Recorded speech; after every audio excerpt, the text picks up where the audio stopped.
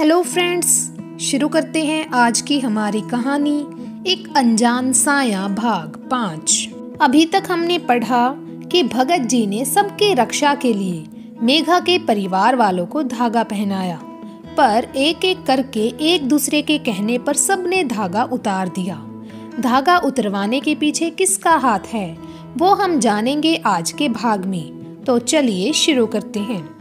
मेघा की मम्मी रोए जा रही थी और दीपक पर चिल्ला रही थी कि तेरी वजह से ही हमने धागा उतारा और ये हाल जो भी हुआ है तेरी वजह से।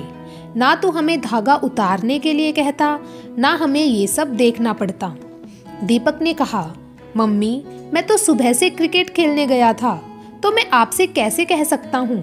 और जिस वक्त मैं गया था पापा कुल्ला कर रहे थे और आप मेघा के कमरे में ही सो रही थी।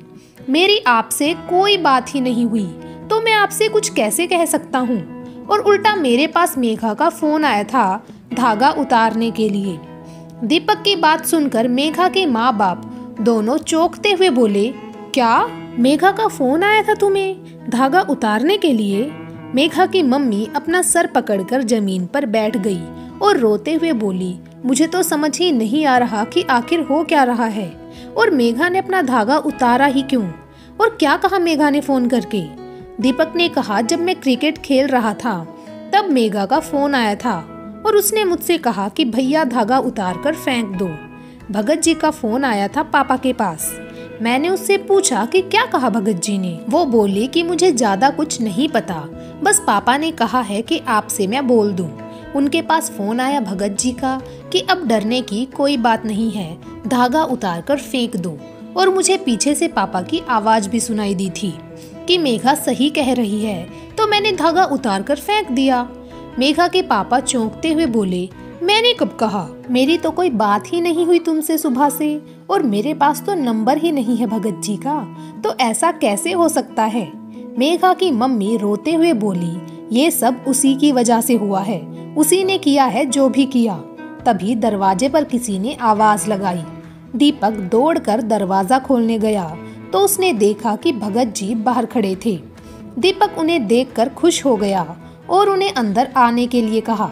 जैसे ही भगत जी ने अपना पहला कदम चौखट पर रखा, उन्होंने महसूस किया कि कोई साया इस घर में है जो नहीं चाहता कि वो यहाँ आए। भगत जी बजरंगबली का नाम लेते हुए अंदर आकर बैठ गए। मेघा की मम्मी पापा और दीपक इससे पहले भगत जी से कुछ कहते, वो बोले, मैं जानता हूँ आप सब लोग क्यों रो रहे हो, उस साई ने आप सभी के धागे उतरवा दिए हैं। दीपक हैरान होते हुए बोला, पर भगत जी आपको कैसे पता?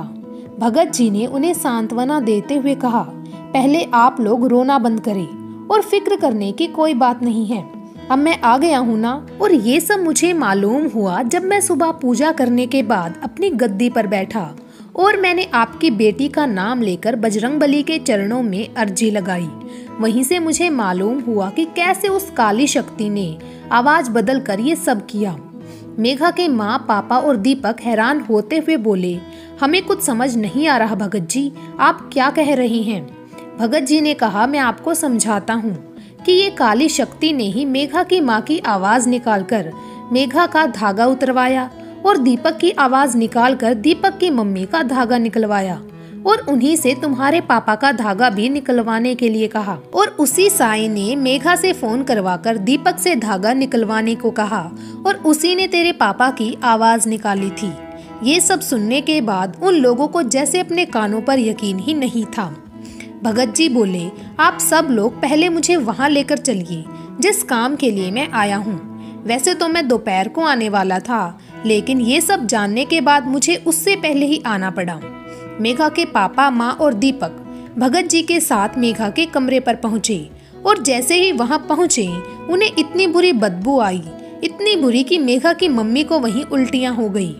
मेघा के पापा और दीपक भी उबकाई लेने लगे। भगत जी समझ गए कि ये जो भी है बहुत शक्तिशाली है। उन्होंने अपने थैले में से सिंदूर निकाला और मेघा के कमरे के बाहर डाल दिया। और जैसे ही मेघा के कमरे का दरवाजा खोला, मेघा की मम्मी को फिर से उल्टियाँ हो गई और इस बार मेघा के पापा और दीपक भी उल्टी कर गई। अंदर उन्होंने देखा मेघा एक टॉवल में जमीन पर बैठी थी। उसके कमरे से बहुत भयंकर बदबू आ रही थी, जैसे कोई जानवर सड़कर मर गया हो। उन्होंने देखा मेघा एक चूहे को खा रही थी। उसके कपड़े, उसका मुंह और हाथ खून में सने पड़े थे, जिसे देखकर मेघा के माँ, पापा और दीपक रो पड़े और साथ ही उन्होंने अपनी नजरें फेर ली। तभी मेघा अपनी गर्दन को नीचे से उठाकर घुमाते हुए भगत जी की तरफ देखकर मर्दानी आवाज में गुर्राती हुई बोली, आखिर नहीं माना तू? आ ही गया। अब जब आ ही गया है तो तैयार रहना मरने के लिए, और तेरे साथ अब ये सब लोग भी मारे जाएंगे। मेघा ने जैसे ही अपना मुंह ऊपर उठाया, उसके मुंह के दोनों किनारों से लार और खून दोनों टपक रहे थे। उसका मुंह पूरा खून में सना हुआ था। उसकी आंखें गुस्से से लाल, जैसे उनमें पानी की जगह सिर्फ खून हो, और उसने अपने हाथों को अपने गालों से पोंछते हुए कहा, मैं तुझे आखिरी बार समझा रहा हूँ भगत, चला जा, वरना अपनी जान से जाएगा। भगत जी ने अपने थैले में से बजरंगबली का नाम का धागा निकाला और उसे हाथ में लेते हुए बोले, जाएगा तो तू, मैं कहीं नहीं जाऊंगा। तू जो भी है इस लड़की को छोड़ दे और चला जाए उसके शरीर से, वरना मैं तुझे वो सजा दिलाऊंगा जो तू कभी सोच भी नहीं सकता। ये सुनने के बाद मेघा भयंकर हंसी हंसने लगी और बोली, तो क्या मुझे सजा देगा? तुझे अभी तक ये नहीं पता कि मैं कौन हूँ। भगत जी ने कहा, मैं जानता हूँ तू कौन है, लेकिन अगर तू खुद बताएगा तो अच्छा रहेगा। मेघा हंसते हुए उठी और भगत जी के सामने आकर अपना एक हाथ कमर पर और एक हाथ बालों में डालकर खड़ी हो गई और बोली, जा, नहीं बताता मैं कौन हूँ, पता कर ले, कर सकता है तो, और अगर अपना भला चाहता है तो चला जा, वरना मैं इस लड़की का वो हाल करूंगा तो सोच भी नहीं सकता। तभी भगत जी ने उसे अपनी बातों में उलझाए रखा और अपने एक हाथ से थैले में से सिंदूर निकालकर जल्दी से जहाँ मेघा खड़ी थी उसके चारों ओर डाल दिया। ये देखकर मेघा बौखला गई और जोर जोर से चीखने लगी। उसकी चीख सुनकर सभी घर वालों ने अपने कानों में उंगलियां लगा ली, लेकिन उसकी चीख कम नहीं हुई। तभी भगत जी चिल्लाकर बोले, अगर तूने चिल्लाना बंद नहीं किया तो मैं तेरे ऊपर बजरंगबली के नाम की भभूत पढ़कर डाल दूंगा। ये सुनते ही मेघा शांत होकर वहीं बैठ गई। भगत जी ने उससे पूछा, बता कौन है तू, क्यों परेशान कर रहा है इस लड़की को, और इस पर कैसे आया और चाहता क्या है इससे? ये सुनने के बाद मेघा ने एक बहुत गहरी और तेज आवाज में सांस ली और ऐसा लगा जैसे वो कुछ सूंघ रही हो, और हंसते हुए मर्दानी आवाज में बोली, इसका जिस्म, इसका जिस्म। और इसी दौरान मेघा की आवाज तेज हो गई और चीख चीख कर बोलने लगी, इसका जिस्म खींच कर लाया है मुझे, इसका जिस्म चाहिए मुझे इसके जिस्म की ख्वाहिश है। भगत जी चिल्लाकर बोले, खामोश, अगर एक लफ्ज भी ज्यादा कहा तो तेरी जुबान खींच लूंगा। खबरदार जो इस लड़की के बारे में कुछ और कहा तूने। ये सुनकर मेघा जोर जोर से हंसने लगी और उसने अपनी जीभ को हथेली भर बाहर निकाल दिया और भगत जी से बोली, ले खींच खींच खींच ना। अब क्या हुआ, रुक गया? रुक क्यों गया? खींच ले मेरी जुबान। मैं एक बार नहीं 1000 बार कहूँगा, मुझे इसका जिस्म चाहिए और मैं जिंदगी भर इसके साथ रहूंगा या फिर इसे अपने साथ ले जाऊंगा। इसका जिस्म सिर्फ मेरा है। तभी भगत जी ने गुस्से में बोतल में से गंगा जल निकाला और मेघा के ऊपर डाल दिया, मानो जैसे किसी ने उसके ऊपर तेजाब डाल दिया हो। वो बुरी तरह चीख पड़ी, बिलक उठी और तेज से चिल्लाने लगी, छोड़ दे मुझे, छोड़ दे, मैं चला जाऊंगा, छोड़ दे मुझे। भगत जी हंसते हुए बोले, लगता है तेरा पहली बार किसी से पाला पड़ा है। ये झूठ ना किसी और से बोलना कि चला जाऊंगा। अब बकवास बंद कर और जल्दी बता कौन है तू और कैसे आया इस लड़की पर और चाहता क्या है। ये सुनने के बाद मेघा ने अपनी तिरछी नजर भगत जी की तरफ घुमाई और डरावनी सी हंसी में हंसते हुए बोली, मसान मसान हूँ मैं और मैं इसके जिस्म के लिए आया हूँ, मुझे इसका जिस्म चाहिए। भगत जी हंसते हुए बोले, अच्छा, लगता है तो इसी चक्कर में मारा गया है। ये सुनकर मेघा को गुस्सा आ गया और बोली, ए भगत, बकवास बंद कर अपनी, क्या पता है तुझे मेरे बारे में। भगत जी हंसते हुए बोले, मुझे जो पता करना था मैंने सब पता कर लिया। अब तो मेरे मुंह से सुनेगा या खुद बोलेगा? बोल जल्दी, नहीं तो अभी रखता हूँ बजरंगबली का सिंदूर तेरे माथे पर और तेरी सारी हेकड़ी निकाल दूंगा। ये सुनकर मेघा अचानक उदास हो गई और बोली, मैं एक लड़की से बहुत प्यार करता था, उससे शादी करना चाहता था, पर वो मुझे पसंद नहीं करती थी। फिर भी कैसे भी करके मैंने उसके घर वालों को डराया धमकाया और उससे शादी कर ली।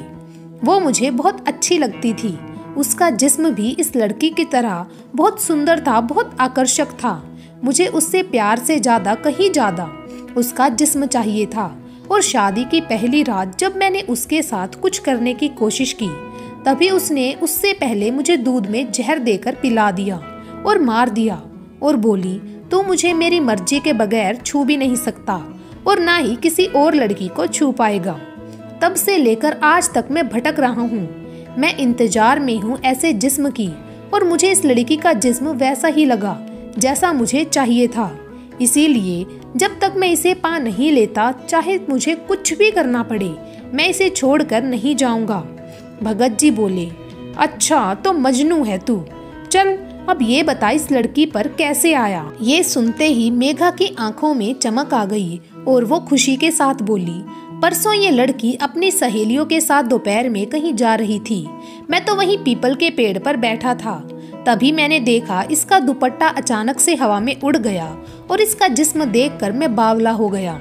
मैंने वहीं ठान लिया, यही है वो जो मुझे चाहिए थी और मैं इसे पाकर ही रहूंगा, और मैं इसके पीछे पीछे आ गया। भगत जी बोले, अब ये बता दे कि जब तू परसों दोपहर में ही आ गया था, तो फिर तूने इसे रात में परेशान क्यों किया? परसों इसके शरीर में क्यों नहीं घुसा? मेघा अपने गालों को सहलाते हुए बोली, क्योंकि मैं पहले वाली गलती दोहराना नहीं चाहता था, इसीलिए मैंने इससे पहले इसकी इजाजत मांगी और ये मेरी बात मान भी गई। और तू भगत मेरी बात मान जा, अभी भी मैं तुझे समझा रहा हूँ, वापस चला जा, वरना तेरे लिए अच्छा नहीं होगा। भगत जी हंसते हुए बोले, हाँ पता है तूने कैसे इसकी इजाजत मांगी, इसे धमका के तूने अब भी पहले की तरह ही किया। बस फर्क इतना है, इस बार तू मरा हुआ है, किसी को दिखेगा भी नहीं कि कोई तेरा क्या कर लेगा। अब मैं तुझसे आखिरी बार पूछ रहा हूँ, आराम से जाएगा या मार खाकर जाएगा? मेघा हंसते हुए बोली, ना मैं आराम से जाऊंगा ना मैं मार खाकर जाऊंगा, जाएगा तो तू, और वो भी अपनी जान से। इतना कहते ही मेघा ने भगत जी की छाती पर लात मारी और उन्हें बाहर भेज दिया और अंदर से कमरा बंद कर लिया। अब क्या मेघा बच पाएगी? क्या भगत जी उस भूत को उसके अंदर से निकाल पाएंगे? वो हम जानेंगे कल के भाग में। तब तक के लिए थैंक यू।